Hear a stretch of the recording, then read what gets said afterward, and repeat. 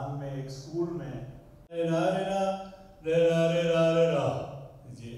सस्ता आसान तरीन कोई आपको टेक्निक कोई मटेरियल नहीं चाहिए। आप एक पपेट उठाएं, कहीं भी आप प्रोग्राम कर लें और जो मैसेज देना है आप दे लें, और लोग लाइक भी करते हैं और सुनते भी हैं।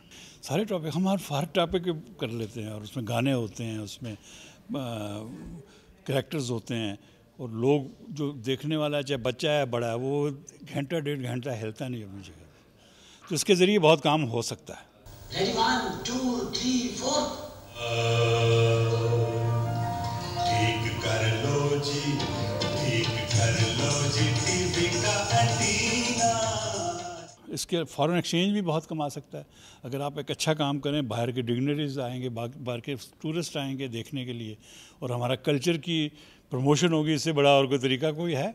कल्चर तो अभी इस म्यूज़ियम में लगा हुआ है, तो जब ये लाइव हो जाएगा, चलेगा फिरेगा, इसकी और वैल्यू है।